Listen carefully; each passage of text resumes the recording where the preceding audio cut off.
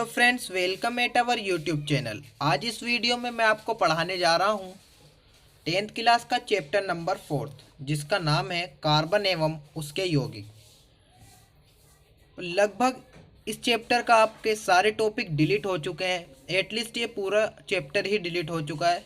लेकिन इसमें इस बार आपके पास 3 टॉपिक आने वाले हैं। वो कौन कौन से टॉपिक हैं वो आपको मैं वीडियो में बताऊँगा। तो चलिए वीडियो स्टार्ट करते हैं। तो ये रहे आपके टॉपिक। ये 3 टॉपिक इस वीडियो में मैं आपको पढ़ाने जा रहा हूँ। कार्बन में से संयोजी आबंध फर्स्ट, कार्बन सर्वतोमुखी प्रकृति सेकंड, समजातीय श्रेणी थर्ड। ये 3 टॉपिक इस वीडियो में हम कवर करने वाले हैं। सबसे पहला आ जाता है कार्बन में से संयोजी आबंध। तो बच्चों ये टॉपिक आप का ये फर्स्ट टॉपिक है। कार्बन की परमाणु संख्या। कार्बन की जो परमाणु संख्या होती है वो है 6। परमाणु संख्या कार्बन की 6 होती है। अब इसका सेकंड पॉइंट है इलेक्ट्रॉनिक विन्यास, यानी कि इलेक्ट्रॉन में बांटना, उसे इलेक्ट्रॉनों को बांटना परमाणु संख्या को।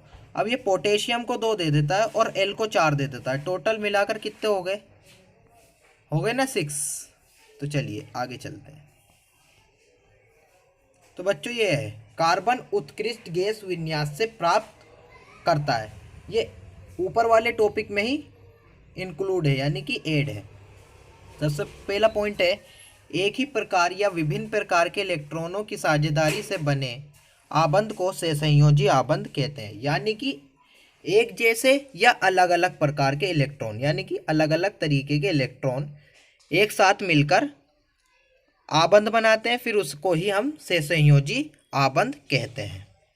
इसका सेकंड पॉइंट कार्बन के अतिरिक्त, यानी कि कार्बन के अलावा भी हाइड्रोजन, ऑक्सीजन परमाणु भी हाइड्रोजन, ऑक्सीजन, नाइट्रोजन और क्लोरीन, ये 4 भी इलेक्ट्रॉनों के साथ साझेदारी करके आबंध बनाते हैं। ठीक है बच्चों, हाइड्रोजन, ऑक्सीजन और नाइट्रोजन, क्लोरीन। अब ये आबंध कौन कौन से आबंध होते हैं और कैसे बनाते हैं वो मैं आपको इस पर बताऊंगा। सबसे पहला होता है एकल आबंध।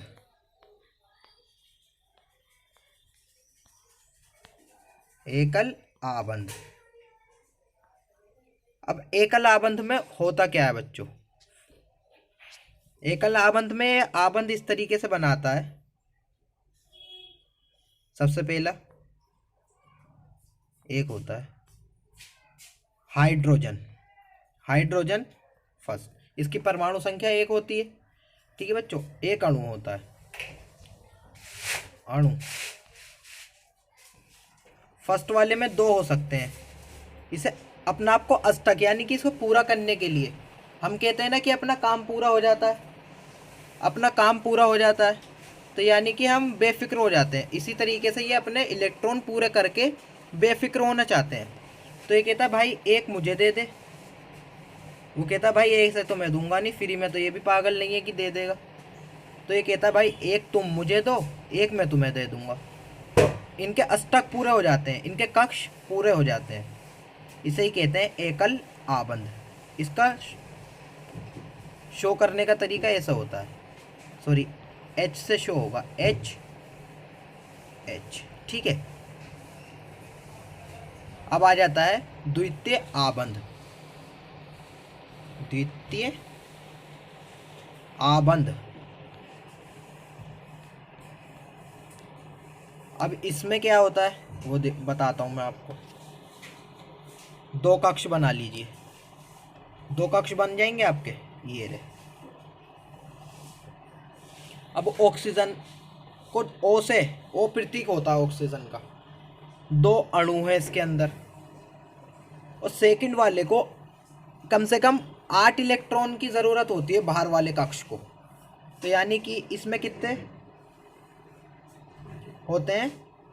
परमाणु संख्या इसकी है 8। 8 में से 2 माइनस करें तो कितने हो गए? 6। तो यानी कि 6 हैं, 1 2 3 4 5 और 6। 1 2 3 4 5 और 6। अब इसे 2 इलेक्ट्रॉन की ज़रूरत है। ये कहता है भाई मुझसे साझेदारी कर लो, 2 इलेक्ट्रॉन तुम मुझे दे दो, 2 इलेक्ट्रॉन मैं तुम्हें दे देता हूँ, तो दोनों के कक्ष पूरे हो जाएंगे। इसको ही कहते हैं द्वितीय आबंध। इसका शो करने का ये होता है। ठीक है। अब जो तीसरा आता है उसका नाम है त्रिय आबंध।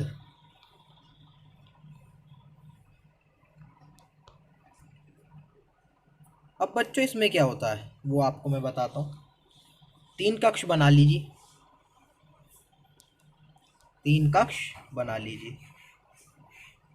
ये आपके 3 कक्ष बन गए। अब इसमें नाइट्रोजन के 2 अणु हैं, और लेकिन इसकी परमाणु संख्या कितनी होती है? 7।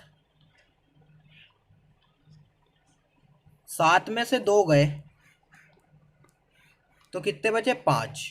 यानी कि बाहर वाले कक्ष में इसमें 5 इलेक्ट्रॉन है। 1 2 3 4 5, 1 2 3 4 5। अब इसे पूरा कक्ष करने के लिए कितने इलेक्ट्रॉन चाहिए बच्चों? 8 होने चाहिए, तो 3 चाहिए। तो अब ये कहता है कि भाई 3 इलेक्ट्रॉन मुझे दे दो और 3 इलेक्ट्रॉन मैं आपको दे देता हूँ, तो दोनों के कक्ष पूरे हो जाते हैं। ये साझेदारी कर लेते हैं आपस में। तो इसको इस तरीके से शो करते हैं। 3 डंडे काट दो आप इस तरीके से, ये, और फिर एन लिख दो।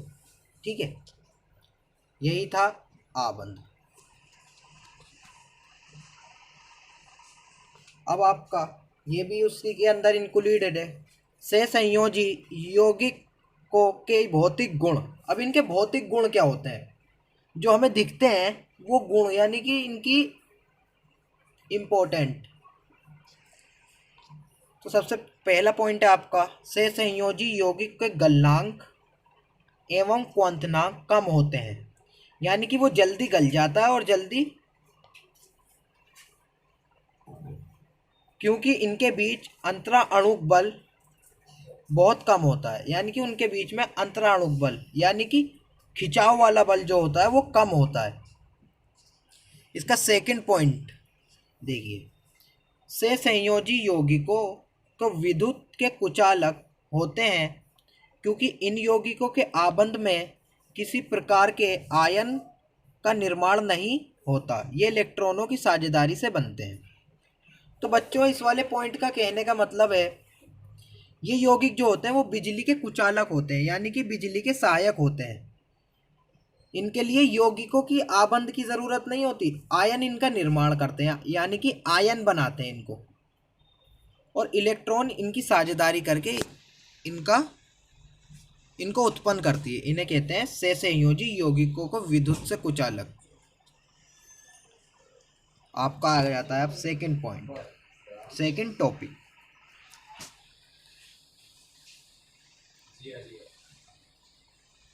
कार्बन की सर्वतोमुखी प्रकृति। अब कार्बन की सर्वतोमुखी प्रकृति का मतलब है, सबसे पहले सर्वतोमुखी का मतलब जानिए आप। सर्वतोमुखी का मतलब होता है एक से ज़्यादा, यानी कि 2 से 4 हो, 5 हो, लेकिन इसमें 2 हैं। सबसे पहला होता है वो श्रृंखलन। श्रृंखला मतलब एक, श्रृंखलन मतलब क्या होता है अब वो जानते हैं हम।